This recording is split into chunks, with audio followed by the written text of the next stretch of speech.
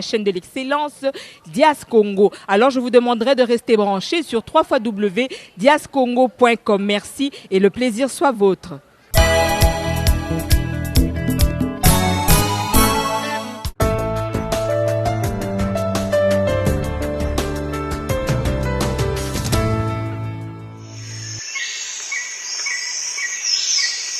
Fidèles téléspectateurs de notre chaîne diascongo.com, je vous dis bonjour, c'est votre humble servante Rogassène Kapema ce soir au sein de votre émission Avalons le rouleau. Aujourd'hui nous allons parler d'un thème qui est très important, donc c'est la fête de société, malgré que je vais essayer de vivifier la parole de Dieu, mais je vais l'amener au temps présent par rapport à des problèmes que nous avons au sein de nos familles, au sein de nos couples, à travers l'éducation de nos enfants, que ce soit des familles monoparentales où il y a un père et une mère, il y a des problèmes d'éducation vis-à-vis des enfants et que nous voyons au sein de nos communautés, disons entre parenthèses, d'origine africaine, il y a beaucoup de problèmes et de soucis, il y a beaucoup d'enfants qui sont en train de dévier le chemin et on dit que c'est par rapport, disons, entre guillemets du milieu, parce que nous sommes en Occident, mais il y en a d'autres qui sont nés ici, qui ont grandi en Occident et qui ont pas mal tourné. Donc c'est plus par rapport à l'éducation des parents et à la manière à laquelle nous voulons que la vie de nos enfants puisse aller de l'avant. Donc tel que j'ai dit tout à l'heure, je vous dis encore merci et bonjour. Nous allons lire la parole de Dieu. Je vais aller dans le livre de Matthieu pour les lecteurs de la Bible dans son 18e chapitre. Donc nous allons dans Matthieu 18.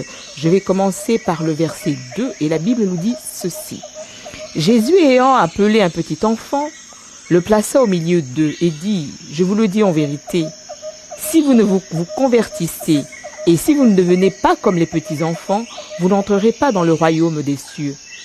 C'est pourquoi quiconque se rendra humble comme ce petit enfant sera le plus grand dans le royaume des cieux. Et quiconque reçoit en mon nom un petit enfant comme celui-ci me reçoit moi-même. Mais si quelqu'un scandalisait un de ces petits-enfants qui croient en moi, il vaudrait mieux pour lui qu'on suspende à son cou une meule de moulin et qu'on le jette au fond de la mer.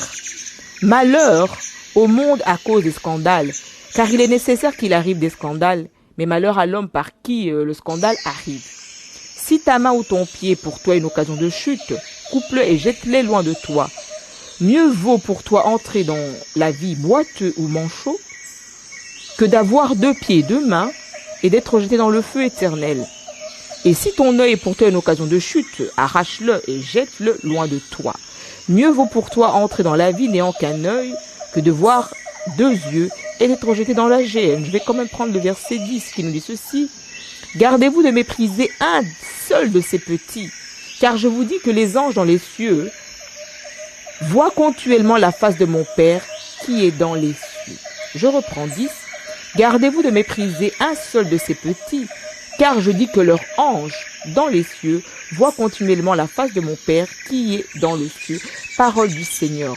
Donc aujourd'hui nous allons parler, comme je l'ai dit tout à l'heure, c'est vraiment par rapport à l'éducation des enfants. Vous allez voir, je vais essayer un peu de vivifier cette parole et de la faire sortir de son contexte, malgré que si nous lisons vraiment le texte par rapport à l'exégèse et l'étude des mots, vous allez comprendre qu'on parle plus de l'humilité et du comportement d'un véritable chrétien, parce qu'il y a des gens qui se disent plus saints que Dieu lui-même, qui croient qu'ils sont mieux que les autres et plus justes que les autres. Nous voyons même au niveau des églises, dans les communautés, il y a d'autres qui se font rejeter, disons, par leur manière d'être ou bien par rapport à leur milieu d'où ils viennent, excusez-moi, tout en oubliant que ceux qui se sentent parfaits sont passés aussi par quelque part. Donc il y a eu la nouvelle naissance, il y a eu un parcours avec Dieu et jusque maintenant, personne n'a atteint la perfection ou bien l'excellence. Comme j'ai l'habitude de le dire, il n'y a aucun homme ou bien aucune femme qui ne soit parfaite. C'était le cas. Je crois que nous allons être au ciel avec les anges en train de passer notre temps à louer et adorer Dieu. Mais tant que nous sommes sous le soleil, donc sur la terre, là où a été précipité notre ennemi, nous nous battons tous pour atteindre l'excellence par rapport à notre maître, notre exemple en la personne de Jésus-Christ. Voilà pourquoi le disciple-là est très important et la vie et le fruit du Saint-Esprit doit être au milieu de chacun de nous. Donc dans ce texte que nous venons de lire tout à l'heure, Dieu est en train de comparer un véritable disciple, un véritable chrétien comme étant un enfant. Et maintenant, le problème que moi, je voudrais soutirer de ce texte-là, c'était cet état-là d'enfant.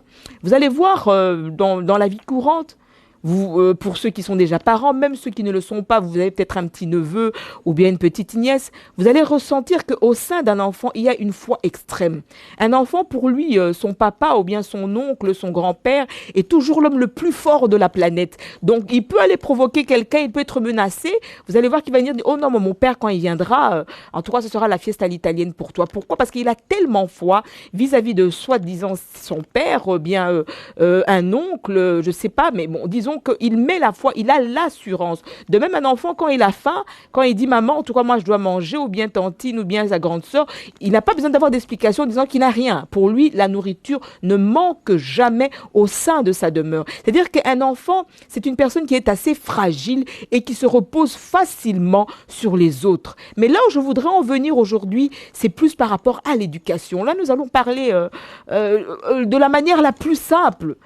Je voudrais être plus simple, sans juger qui que ce soit, mais essayons un peu de nous remettre à notre place, chrétien ou bien pas. Nous devons tous éduquer nos enfants, croyant en Dieu ou bien pas.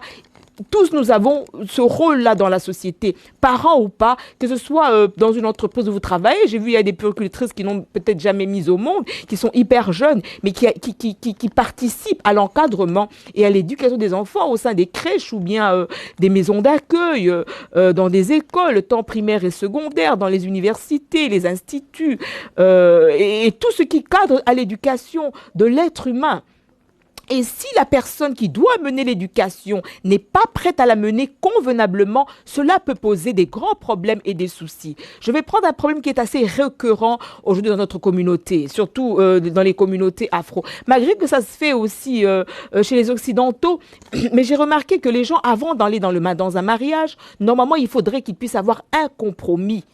Donc, par exemple, je suis une femme. Je sais que l'homme que j'aime et qui voudrait m'épouser a, par exemple, 2 enfants, 3 enfants, 4 enfants, 5 ou bien 10, je ne sais pas. Donc, tu reconnais qu'il a déjà des enfants. Donc, le fait que tu acceptes de te marier avec cet homme-là, tu vas automatiquement accepter et adopter ces enfants comme étant les tiens. À 100%, sans avoir aucun défaut ou bien aucun souci. Mais nous allons voir qu'il y a des hommes qui acceptent facilement une femme, mais qui n'acceptent pas la progéniture de cette femme. Vous allez voir, il y a des femmes qui acceptent un homme, mais qui n'acceptent pas la progéniture de ce dit monsieur. Et cela pose des problèmes assez importants, des déchirements. Nous voyons dans notre communauté, les enfants d'une autre, ce sont toujours eux qui sont les sorciers. Les enfants d'une autre sont toujours eux qui sont des voleurs ou bien des voleuses. Les enfants d'une autre sont toujours elles qui sont des prostituées et qui n'entendent pas. Ils sont hyper têtus, impolis, ils ont voulu faire des attouchements sur leurs petits frères et petites. Il y a toujours un tas d'histoires. Mais je me dis, où allons-nous? Pourquoi alors avoir accepté le mariage et puis scandaliser un enfant? Dans le passage que nous venons de lire, la Bible nous dit, il vaudrait mieux qu'on te mette une meule au lieu que tu rencontres la colère de Dieu et qu'on te jette dans la mer. Ne vous imaginez pas qu'en maltraitant qu'un enfant, que ça va passer. Nous avons lu dans le verset 10 que leur ange est continuellement présent au devant de la face de Dieu. Que ce soit des enfants chrétiens ou pas. Mais ils ont encore ce qu'on appelle donc la crainte. Ils ont encore la foi. Même s'ils ne croient pas en Dieu, mais ils espèrent, ils ont une certaine expérience. Le devenir de nos enfants, le devenir des enfants de nos voisins, le devenir des enfants des membres de notre famille dépend de l'éducation que nous allons leur donner. Mais aujourd'hui, c'est pas croyable. Il y a des familles monoparentales un peu partout, avec des hommes et des femmes qui changent, des femmes ou bien des hommes par mensualité, d'autres tous les 3 mois, tous les 6 mois. Mais quelle est l'éducation que vous voulez donner à vos enfants? Alors ne vous étonnez pas que votre fils devienne de plus en plus arrogant, parce qu'il a vu tonton Mathieu qui était là au mois d'avril, et puis il a vu Martin au mois de juin, et en septembre il voit tonton Donatien. Il y a des défilés de mode à la maison, chacun avec son éducation. L'autre, il prend la pipe. L'autre, il aime bien prendre le cigare. L'autre, c'est l'alcool, il tabasse sa mère. Excusez-moi d'être assez vulgaire et cru ce matin, mais c'est assez écœurant. Mais de quelle manière voulez-vous que nos enfants puissent aller de l'avant, puissent réussir dans la vie, si nous ne nous battons pas pour qu'ils puissent avoir une certaine sérénité? Donc voilà pourquoi je suis en train de dire que d'abord le départ, c'est nous. Le départ, c'est d'abord les parents. Nos enfants sont en train de tomber aujourd'hui parce qu'on s'entretue, excusez-moi, pour des prunes et des oignons. En Occident, il y a ce fameux phénomène qu'on appelle allocation familiale. Mais c'est de la pacotille. Si tu gagnes 100 euros ou bien 160 euros pour un enfant, 200 ou bien 300, je ne sais pas quoi, qu'est-ce que tu fais avec? À moins que tu les nourris d'eau et de pâtes, avec du sel. Mais un enfant ici, il a droit à manger un petit repas, ne fût-ce que le matin. Il a droit à son petit déjeuner. Il a droit à un dessert à midi. Il doit manger convenablement. Le soir, il doit avoir un souper. Quand il va à l'école, s'il fréquente que ce soit même la crèche ou bien l'école primaire et maternelle, il a droit à avoir un peu d'argent de poche, par exemple, pour son 10 heures. Aussi, il a un dîner chaud à l'école. D'où viendra cet argent pour le payer? Donc, soyons cohérents. Aujourd'hui, c'est devenu tellement une histoire. Non, les gens sont en train de se battre, de s'entretuer à cause des allocations familiales. Excusez-moi, revenons sur le droit chemin. Ne disons pas parce que c'est à cause de la société occidentale que nos enfants sont en train de dévier. Ce n'est pas à la société occidentale, ce n'est pas à nous de leur faire porter le chapeau de nos erreurs et de nos défauts. Mais essayons de revenir en nous-mêmes, scandalisés. Nous sommes en train de scandaliser nos enfants par nos comportements. Je l'ai dit tout à l'heure, tu acceptes un homme, tu acceptes une femme, tu sais qu'il a des enfants. Mais dès que tu vis en couple, tu as obtenu ce que ton cœur désirait. Ces enfants-là sont rejetés, abandonnés. Mais où allons-nous?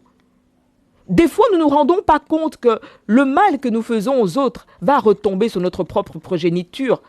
Aujourd'hui, on parle de belle-mère, de marâtre. C'est un langage, quand vous allez dans l'exégèse en français, une marâtre, c'est vraiment une belle-mère qui maltraite. Mais nous le voyons. C'est toujours l'enfant de l'autre qui est une sorcière. C'est toujours elle qui fait le mal à la maison. Dès qu'il y a quelque chose qui disparaît, ah non, je suis sûre que non, c'est d'être son enfant, ce n'est que son fils. Moi, mes enfants. Mais où allons-nous? Pourquoi as-tu accepté de te marier si tu ne pouvais pas accepter les enfants d'un autre ou bien d'une autre? Moi, je me dis, écoute, cherche alors une vierge ou bien un homme chaste qui n'a jamais connu et fais la vie avec cette personne-là. Et puis, mettez au monde votre progéniture à vous.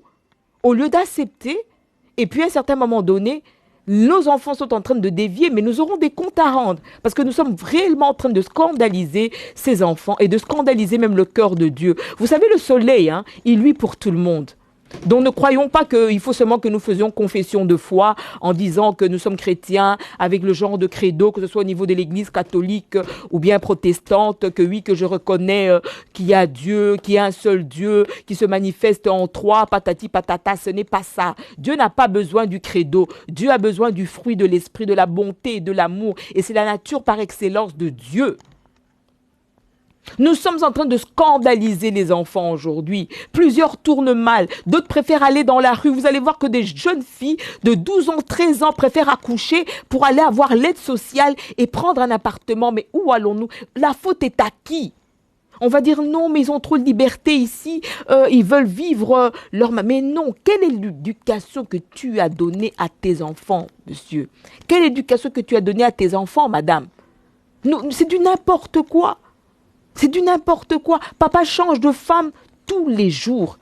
Il a divorcé avec maman, il se remarie avec une autre, et puis ça marche pas. C'est comme un terme qu'en RDC on aime utiliser, loi Kutusomba. Donc aujourd'hui on le voit avec Anouarité, demain on le voit avec Nengapeta, demain on le voit avec Marie-Madeleine, et puis on le voit avec Marthe, on le voit avec Solange. Mais ne t'étonne pas que tes filles, elles vont faire du n'importe quoi, et ne t'étonne pas que tes garçons ne vont pas te respecter.